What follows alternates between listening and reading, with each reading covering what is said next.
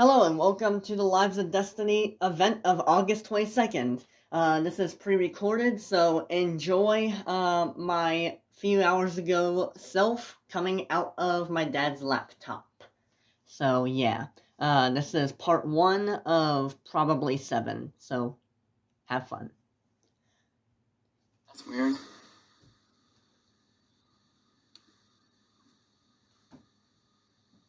Okay, there we go. Okay, it's on now. Alright. Hello. We're in this thing now. So welcome to the Lives of Destiny's history, and how it came to be, and its future, and all that. So, we're gonna be here for a little while. I don't know how long this thing on the computer is gonna record for, but it's good to know I got a little separate voice record now. Everything's working so far, and we're just gonna get started right now. There's not that many people in here, so if you guys wanna speak, you're allowed to. I'm gonna figure out how to, if you want to talk, I'll figure out how to, make you guys talk if you want to. If not, that's absolutely fine. But yeah, this is meant to be like a podcast thing, so you can primarily listen to what I'm saying while doing your tasks at the same time. Alright, I got a whole, topic list over here. About the stuff I want to talk about for this, and, it includes not one, but two 15-minute long intermissions. So, without further ado, let's just get started on the first little thing, alright? Alright.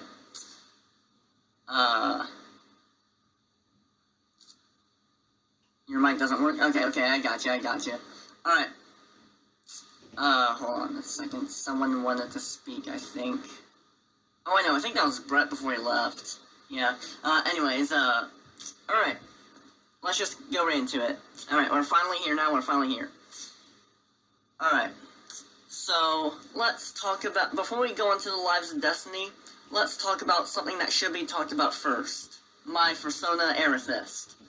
So, Amethyst is, my persona. She's like a orange and yellow rabbit / dragon who I call a Drazen species.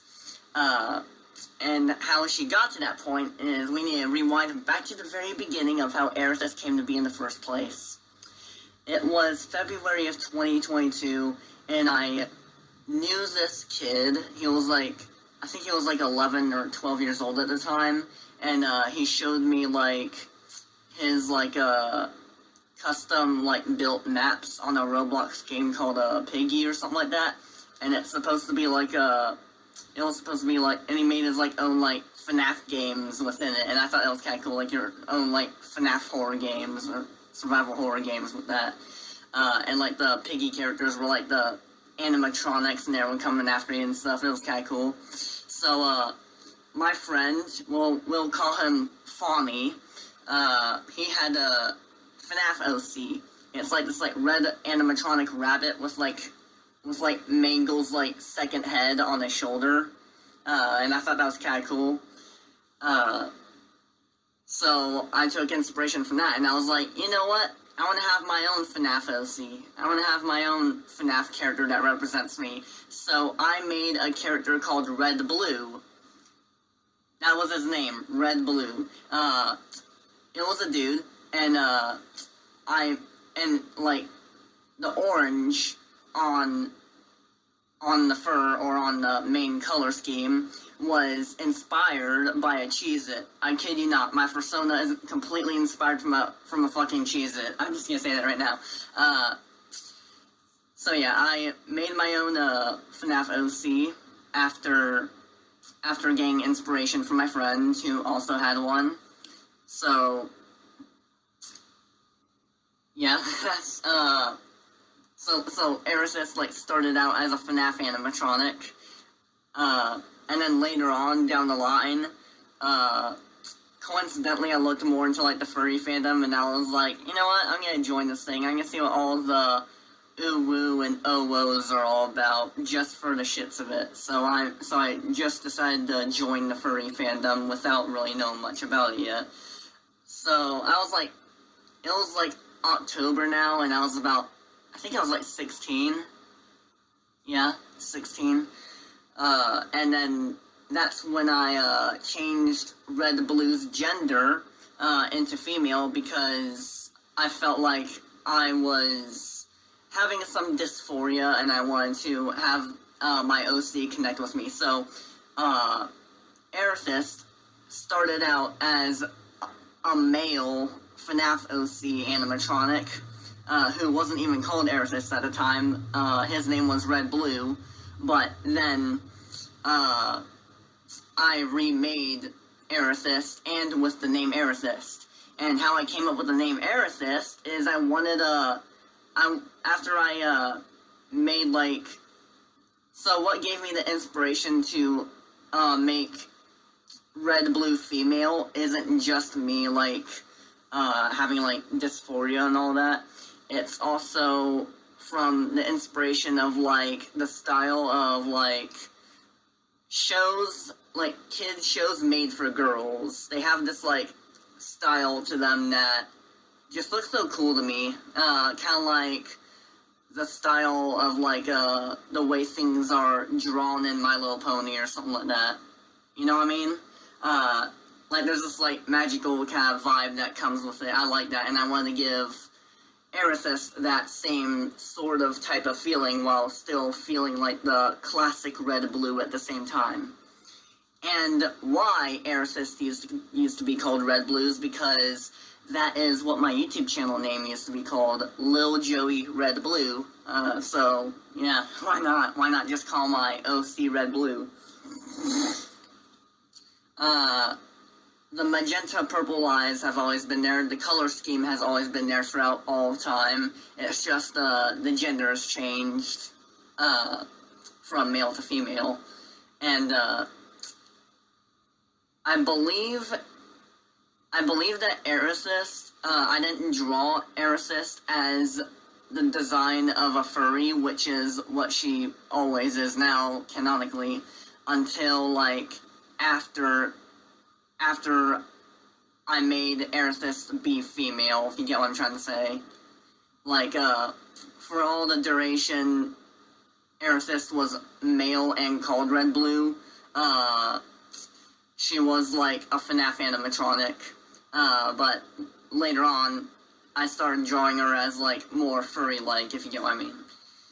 And then, I started adding, like, little, like, dragon pieces onto, Amethyst, and I thought that would be kind of cool and stuff. Because why not? Why not have a rabbit dragon and have it your own original species, you know? So, how I got Amethyst's name, Amethyst, is, originally I wanted it to be Amethyst, but the only thing that stopped me from doing that is the Steven Universe fans. Because I didn't want a bunch of, like, 12-year-olds to, like, compare the name of Amethyst with, like, some other character from Steven Universe, you know what I mean? I don't want my character to be, like, is undermined the right word? No, it's not it. Like, I don't know, but I'm sure you get what I'm trying to say here. But, yeah, Amethyst was almost called Amethyst. And why she was almost called Amethyst is because of her, color of her eyes, which are like a purple magenta color, like amethyst, you know? The gemstone. So, yeah, that's a bit of history for Amethyst for you. And now let me just double check and see if there's anything I missed. No, I got everything in that little category. Alright, the next thing is... Let me look at this real quick.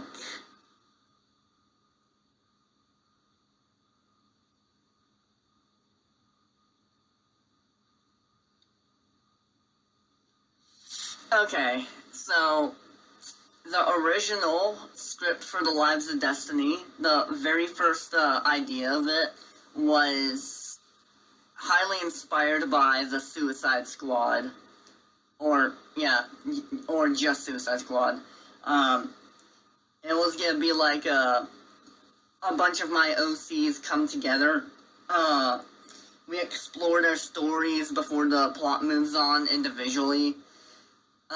So it kind of went like we explore Aerith's childhood, we explore Cassie's childhood the next scene, the scene after that, we explore Hiccup, we explore Tina, we explore everyone, and by the time it's the second half of the movie, the plot moves forward.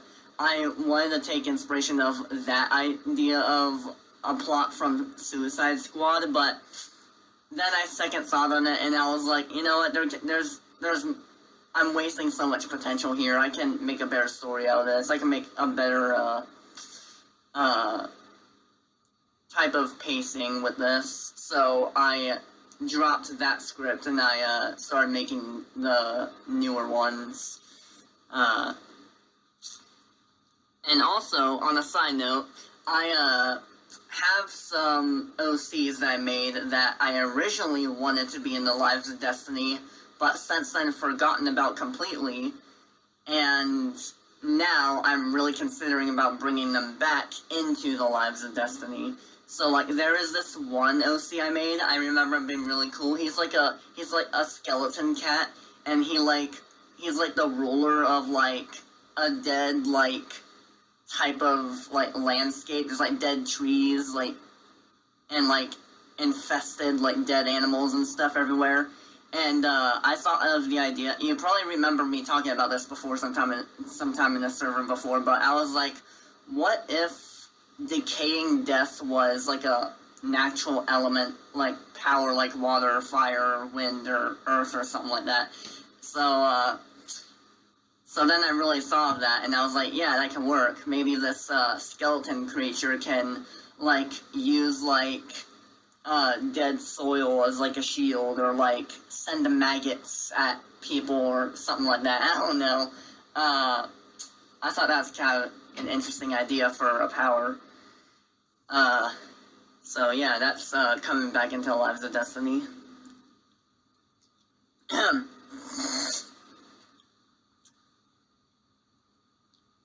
Alright.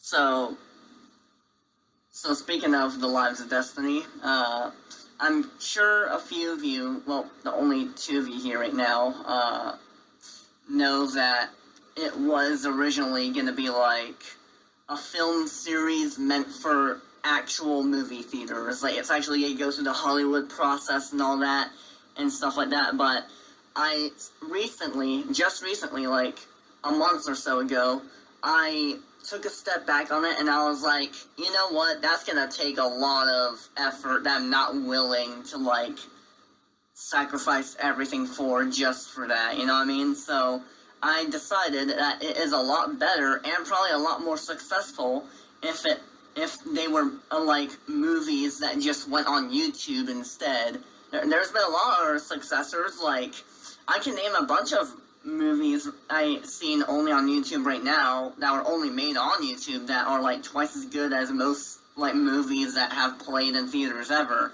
Like there's that fan-made sequel to Zootopia. You got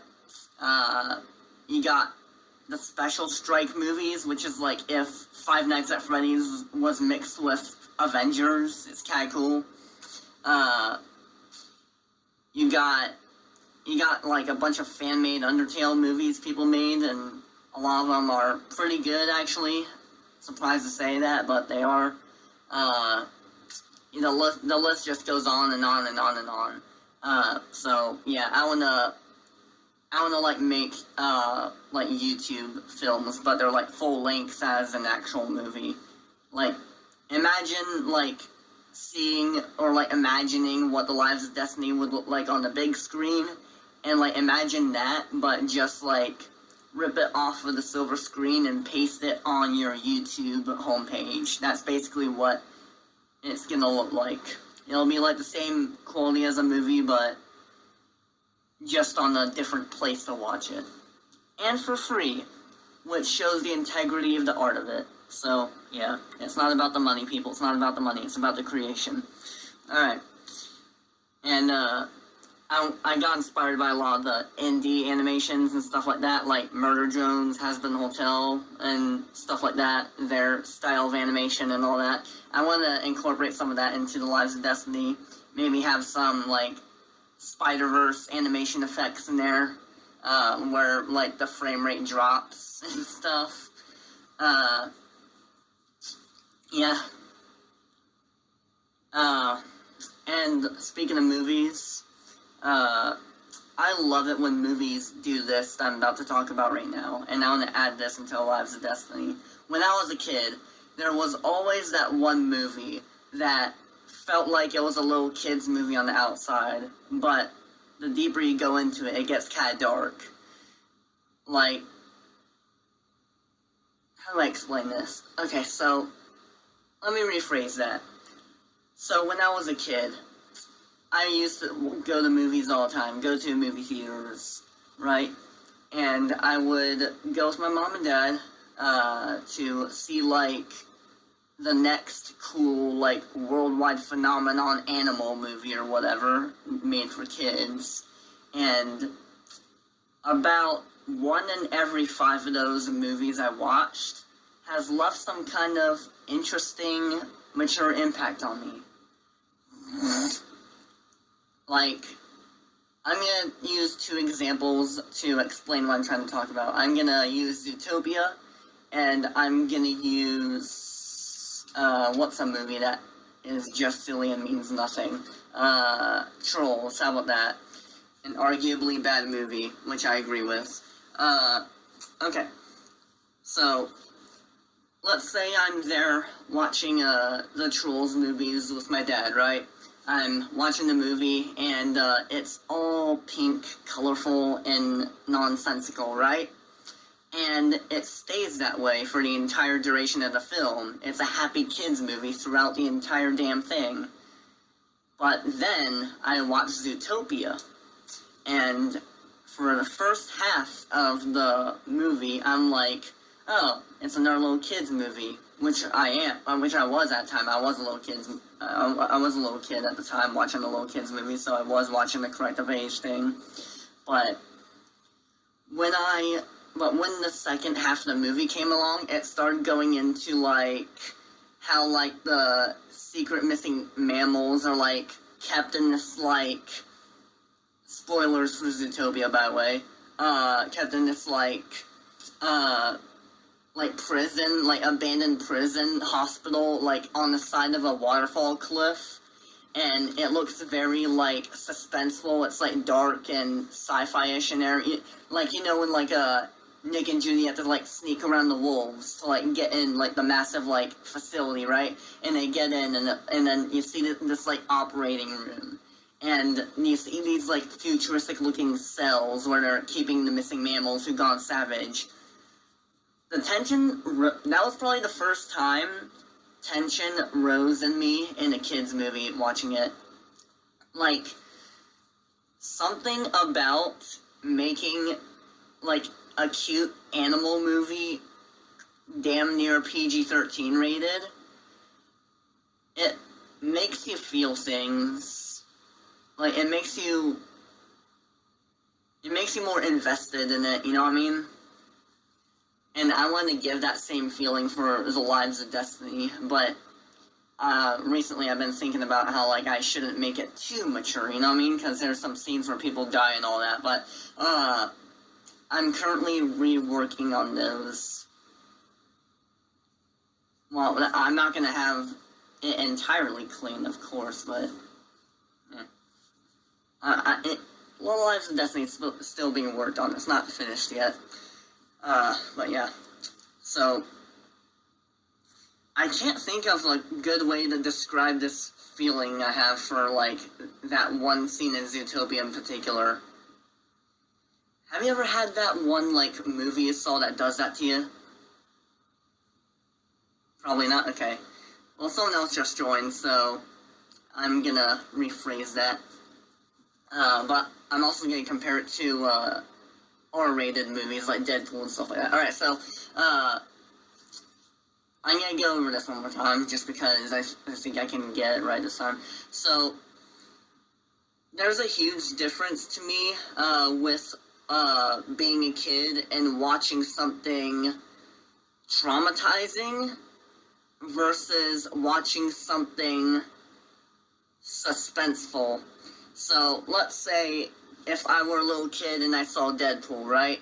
I would be shocked at how much gore there is and like blood and stuff like that, but I wouldn't have fun watching it as much as I am scared of seeing the blood. I'm not scared of Deadpool or anything like that. That's ridiculous, but like I'm using this as a comparison. So like if I were a little kid and I saw Deadpool, I would be scared and traumatized from the blood and all that, and swearing and cussing and stuff like that because of how mature it is, and there's no essence of childness in it at all. But with Zootopia, it can be just as mature as Deadpool, but in a different way. Zootopia does it in a way where it's kid-friendly, and you're having fun watching the very suspenseful and scary scenes of Zootopia. So that's the kind of essence I want to have in the Lives of Destiny. Something that will spook kids, but not in a traumatizing way. More so in a mystical, kind of like mysterious, ominous, but somewhat kind of fun way. It kind of like when you're watching that one episode of your favorite little kid show that scared you a little too much. You know what I mean? I want to have that same effect. Like, I'll go on a slightly unrelated note to like get you to better understand this. I'm sure you already do understand it, but I want to keep talking about this because I have a passion for having this kind of feeling somewhere. So, alright, so we're going to go down my past a little bit. Let's go back to when I was in 4th grade. This is going to be of the same feeling I was talking about, but it's going to be music related rather than film related. They're practically one and the same in the regard I'm going to talk about. So, I used to go to an elementary school that is around here. I was going to say where, but I probably can't because this is being recorded right now, so, and it's going to go online and all that. So, I went to an elementary school about the bees, if you know which one that is, and we had, like, a halftime, like, during in the middle of the day, where we would go to, another class, like, within a week. Like, every day of a week, we would go to a new, thing. They were called centers.